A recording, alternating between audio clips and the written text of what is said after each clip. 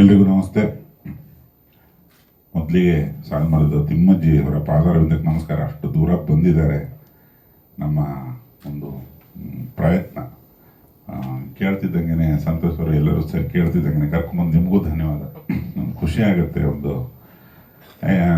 ಒಂದು ಹಿರಿಯರಿದ್ದಾಗ ಒಂದು ಘನತೆನೇ ಬೇರೆ ಅದು.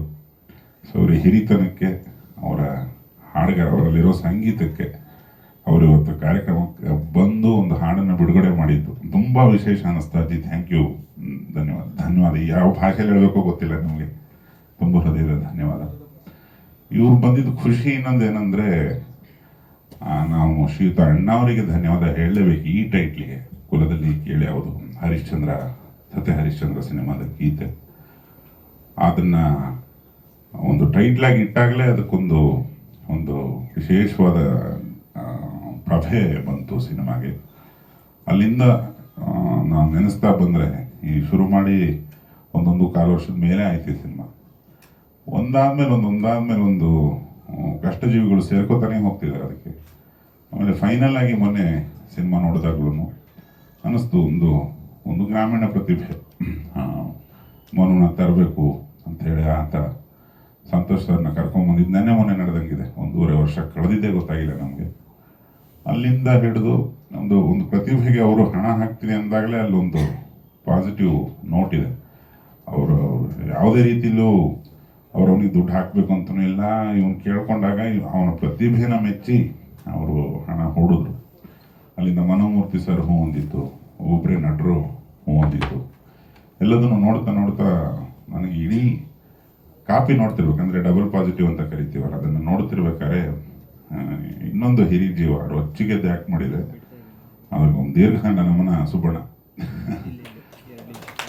ಈ ಸಿನಿಮಾನ ಒಂದು ಬೇರೆ ರೀತಿಲೇ ಕ್ಯಾರಿ ಮಾಡಿರೋ ಜೀವ ಸುಬ್ಬಣ್ಣ. ನಾ ಅವರಿಗೆ ರಿಚರ್ಡ್ಸ್ ಅಂತ ಕರಿತಿದ್ದೆ. ಅವರ ಮಣಿ ಸಿನಿಮಾನ ನಿರ್ಮಾಣ ಮಾಡ್ತಿರ್ಬೇಕಾದ್ರೆ ಒಂದು ಸ್ಫುರದ್ರೂಪಿ ಮುಖ ಅವರು. ಆಮೇಲೆ ಇನ್ನೊಂದು ಕಡೆ ದುನಿಯಾ ವಿಜಿ ತಂದೆ ಪಾತ್ರ ಮಾಡಿದ್ರು. ಅವಾಗ ಒಂದು ಸಾಲು ಬರೆದಿದೆ, ನಮ್ಮ ಅಪ್ಪ ವೆಸ್ಟ್ ಇಂಡೀಸು ಓಪನಿಂಗು ಬ್ಯಾಟ್ಸ್ಮನ್ನು ಅಂತ ಸುಬ್ಬಣ್ಣನ ಬಗ್ಗೆ. ಸೊ ಅದೊಂದು ಮಜಾ ಅನ್ನಿಸ್ತು. ಉಮೇಶ್ ಅಣ್ಣ ಪ್ರತಿಯೊಬ್ಬರು, ನಮ್ಮ ದುನಿಯಾ ವಿಜಿ ಗೆಳೆಯ ಹೊಸ ಸೇರ್ಪಡೆ, ಮೊನ್ನೆ ಕೂಡ ಪ್ರಮೋಷನಲ್ಲಿ ಸಿಕ್ಕಿದ್ದ ಡ್ರ್ಯಾಗನ್, ಅದೇನು ನಟನೆ, ಅವನ ಅಪಿಯರೆನ್ಸು ಪ್ರತಿಯೊಂದು. ಅವರು ಸರ್ಪ್ರೈಸಿಂಗ್ ಪ್ಯಾಕೇಜ್. ಅವರು ಸೀನು ಭಾಯ್, ಅದು ನೋಡ್ತಾ ಇದ್ದಾಗ ಅನಿಸ್ತಾ ಹೋಗುತ್ತೆ, ಎಷ್ಟು ಹಾಗಾದ್ರೆ ಅದೃಷ್ಟವಾಯಿದು, ಅಥವಾ ಒಬ್ಬ ಯಾರೋ ತುಂಬ ಬೆವರು ಸುರಿಸಿ ಕೆಲಸ ಮಾಡಿದ್ರೆ ಹಿಂಗೆಲ್ಲ ಕೂಡಿ ಬರ್ತಾವ ಅನ್ನೋ ಥರ ವರ್ಕೌಟ್ ಆಗಿದೆ ಸಿನಿಮಾ. ಪ್ರತಿಯೊಬ್ಬರಿಗೂ ನಾಯಕಿ ಮಣಿ ಅವರು ಪಕ್ಕಾ ಸೀರಿಯಲ್ ಬೆಂಗಳೂರವರು ಅಂತ ಅನ್ಸೋದಿಲ್ಲ, ಅಷ್ಟು ಅಚ್ಚುಕಟ್ಟಾಗದನ್ನ ಕ್ಯಾರಿ ಮಾಡಿದ್ದಾರೆ. ಅವನ ಗ್ರಾಮೀಣ ಪ್ರತಿಭೆ ಅಂದು ಈಗ ಅವನ್ನ ಅರ್ಬನ್ ಹೆಂಗೆ ಮಾಡಬೇಕು ಅಂತ ಚಿಂತೆ ಆಗಬೇಕು, ಅಷ್ಟು ಚೆನ್ನಾಗಿ ಗ್ರಾಮ ಭಾಗಕ್ಕೆ ಹೋಗ್ಬಿಟ್ಟಿದ್ದಾನೆ. ಎಲ್ಲ ಮಾಡಿದ್ದು ರಾಮಣ್ಣ ಮತ್ತು ಅವರದ್ದೊಂದು ಪುಟಾಣಿ ತಂಡ. ಸೊ ತುಂಬ ಹೃದಯದ ಧನ್ಯವಾದ ರಾಮಣ್ಣ. ಈ ಟೈಟ್ಲು ಸಿಕ್ಕದಾಗಿಂದ ಒಬ್ಬೊಬ್ಬರೇ ಸೇರ್ತಾ ಬಂದರು ಅಂತೀನಲ್ಲ, ರಾಮಣ್ಣ ಬಂದ ಮೇಲೆ ಅದಕ್ಕೊಂದು ಖದರ್ ಆ್ಯಡ್ ಆಗಿದ್ದು. ಯಾಕಂದರೆ ಆ ಟೈಟ್ಲನ್ನ ತುಂಬ ಎಂಜಾಯ್ ಮಾಡ್ತಿದ್ದರಿಂದ, ಮತ್ತು ಆ ಟೈಟ್ಲಿಗೆ ಬದ್ಧವಾಗಿ ಒಂದು ಪುಟಾಣಿ ಕಥೆ ನಾನು ಹೇಳಿದ್ದು. ರಾಮಣ್ಣ ಆನಂದ್ ಬಂದ್ಯಾರ? ಆನಂದ್ ಇಲ್ಲೆಲ್ಲ ಇರ್ತಾರೆ.